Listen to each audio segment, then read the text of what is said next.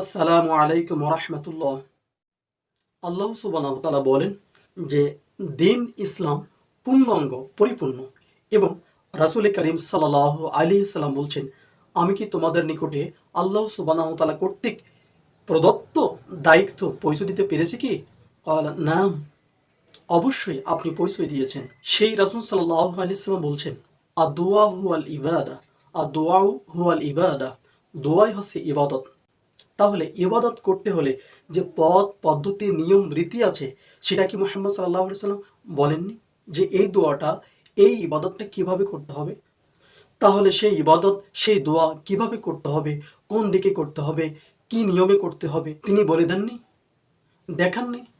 তাহলে এই অপরাধটা কি রাসূল সাল্লাল্লাহু আলাইহি সাল্লামের উপরে বর্তাবে?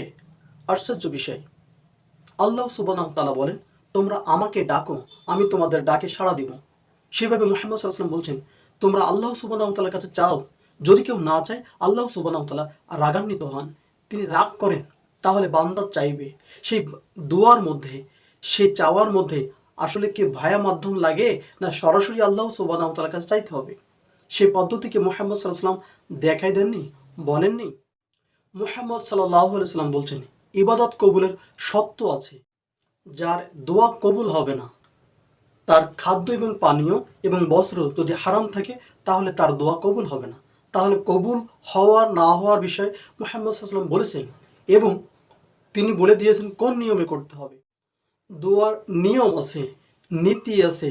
আপনি বলেন যে আপনি যখন বলবেন তখনই তাড়াতাড়ি দোয়া কবুল হবে। হ্যাঁ হবে, কিছু দোয়া আল্লাহ সুবহানাহু ওয়া তাআলার অন্তর দিয়েও বললে কবুল হয়।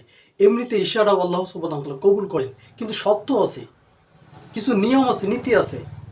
মুহাম্মদ সাল্লাল্লাহু আলাইহি ওয়াসাল্লাম বলছেন অনেকগুলো দোয়ার নিয়ম পদ্ধতি আছে। খাদ্য এবং বস্ত্র হালাল আছে কিনা সে বিষয় আছে।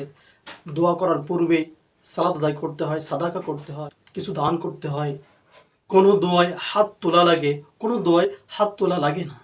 কোন পর্যন্ত আমি হাত ওঠাবো সেটা একটা বিষয়, আমি কোন কোন ক্ষেত্রে হাত উঠাবো না সেটা একটা বিষয়। দোয়ার মধ্যে কোনো মাধ্যম থাকা লাগবে কিনা, আল্লাহ সুবহানাহু ওয়া তাআলার কাছে চাইবো, সেখানে মাধ্যম থাকা লাগবে কিনা, কারো মাধ্যমে হবে কিনা, দোয়াকারী এবং আল্লাহ সুবহানাহু ওয়া তাআলার মাঝে কোনো মাধ্যম থাকা লাগবে কিনা, অনেক বিষয়।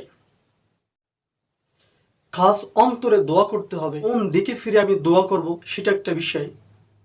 সুরে করতে হবে না নন সুরে, দোয়া আস্তে করতে হবে না জোরে করতে হবে, সুবিসারি করতে হবে না হবে উচ্চ স্বরে করতে হবে, দোয়ার আগে এবং পরে কোনো হামদ এবং সানা বলতে হবে কিনা, মনে আশা রাখতে হবে কিনা, এই তাড়াতাড়ি দোয়া করতে হবে কিনা, সেটা কবুল হবে কিনা, তাড়াতাড়ি দোয়া করা যাবে কিনা, অথবা তাড়াতাড়ি একেবারে তাড়াতাড়ি এখন করতে আমার দোয়া কবুল হতে হবে, এরকম তাড়াহুড়া করতে হবে কিনা, অনেক বিষয় আছে। আপনি দোয়া করলেন আল্লাহুম্মা আমিন বলে, আল্লাহুম্মা আনতাস সালাম বলে, অথবা রব্বানা আতিনা বলে, বললে পরে দোয়া কবুল হবে? সিস্টেম নেই।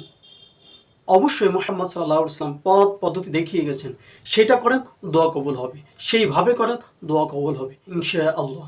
অতএব আল্লাহ সুবহানাহু ওয়া তাআলা আপনাকে আমাকে সবাইকে দোয়া জেনে বুঝে, দোয়া এবং ইবাদত জেনে বুঝে করা তৌফিক দান করুন, আল্লাহুম্মা আমিন। আমরা দোয়া করার পূর্বে কি করতে হবে সেটা জেনে তারপর দোয়া করব। আল্লাহ সুবহানাহু ওয়া তাআলা সবাইকে সেটা বুঝ দান করুন, আল্লাহুম্মা আমিন।